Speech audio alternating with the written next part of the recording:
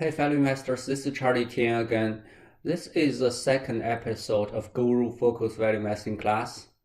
In the first class, I talked about Ben Graham's basic idea of value investing, such as the intrinsic value, the margin of safety, and especially missed market.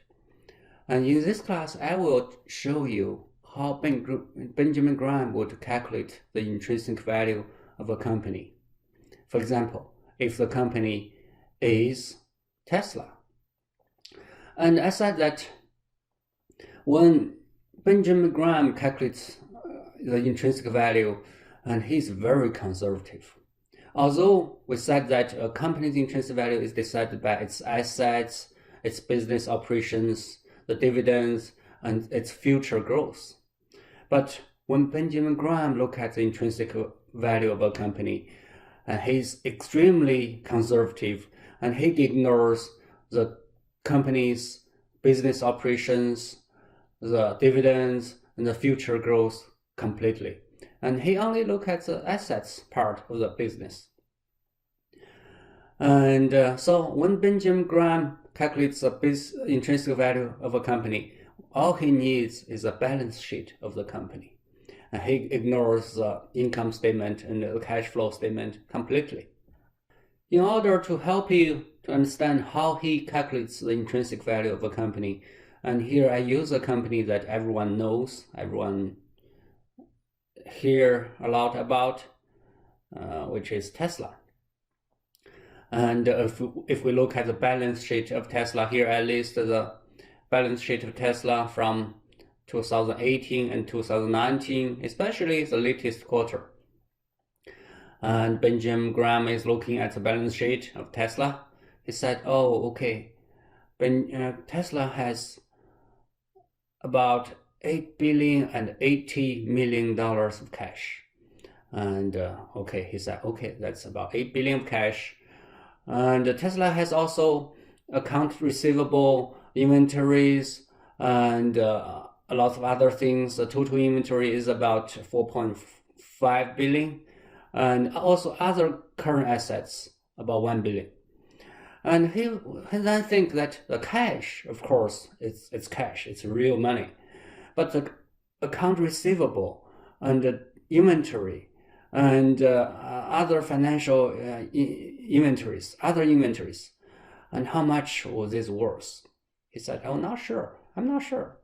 And when he calculates the value of the current asset part, and the cash will account for 100%, of course, but for inventories and other current assets, he will maybe only account for 75% and 50% of them. So he will not account all of them. So according to his calculation, he does an estimate.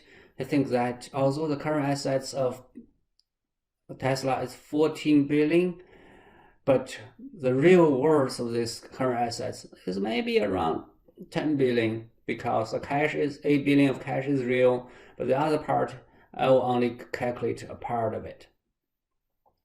And then he look at the land and improvement, the machinery, equipment, properties, and he look, Tesla has about 20 billion of this.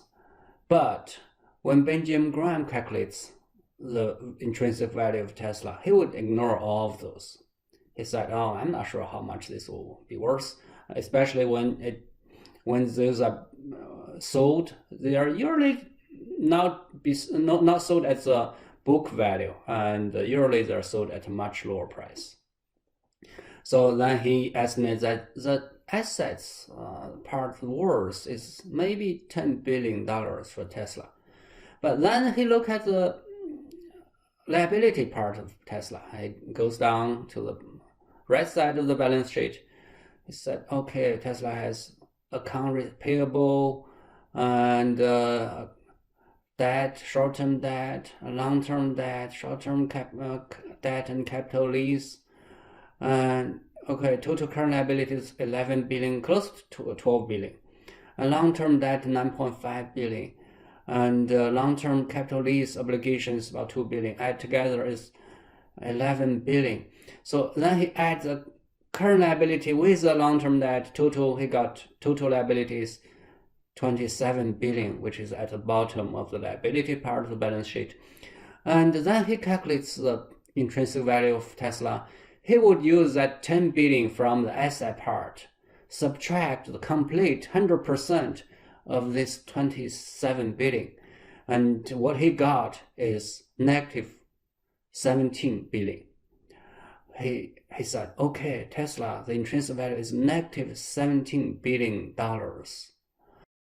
So in summary, when he calculates the intrinsic value of a company, and he only account part of the current assets, the cash part, 100%, the inventory and other current assets, maybe 70% or 50%. And he ignores completely the furniture, the machinery, the buildings, the property, other property or patents. He ignores those completely. But when he accounts the debt, the liability part of the business, he accounts for 100%, everything. And in this way, he gets a very conservative intrinsic value of business. And so if you look at this, what he was calculating is actually the liquidation value of a business, because he was burned badly during the Great Depression. So he was always thinking about the liquidation value of the business. What happens if the business is closed and everything's liquidated, and how much it's worth. And using this liquidation value calculation, what he got is called net working capital. And a slight variation of that is called net current asset value. They're both extremely conservative way of calculation of the intrinsic value. And this type of value investing is called deep value investing. And it's really deep. If you think about this, you may wonder that how can a company be sold, the stock be sold at that kind of low price? It's even lower than the liquidation value of the business. Actually, you can find that kind of company in stock market all the time, especially when there is a panic selling during the market crash. You can find a lot of those companies are sold at below the liquidation value. And here I will give a few examples. The first company I have here is called Friedman Industries, Inc. The company is traded at NYSE. The symbol is FRD. It has a market cap $31 million. When I was looking on May 27th, 2020, the stock was traded at $4.44. But the net current asset value calculation was $7.86. And another company is called Alkido Farmer, Inc. The symbol is AIKI. The market cap is $25 million. The price was traded at 71 cents. The net current asset value was $1.73. So you can see both of these companies are traded at far below the net current asset value, far below the liquidation value. And during market crashes, you can find a lot more of this. Because of this, Warren Buffett calls this type of investing cigar butt investing. As you can see, all these companies are really small, usually their business are not doing well. And Warren Buffett said, I call this a cigar butt approach to investing, a cigar butt fund on the street that has only one puff left in it and may not offer much of a smoke, but the bargain purchase will make that puff all profit. So basically he said, you got it for free, although it's poor quality, but you got it for free. And but he said that if you buy a stock at a sufficiently low price, there will be usually some hiccups in the fortune of the business that gives you a chance to unload at a decent profit, even though the long-term performance of business may be terrible. That's what he pointed out about deep value investing, and that actually one of the reasons he turned away from deep value investing after several years.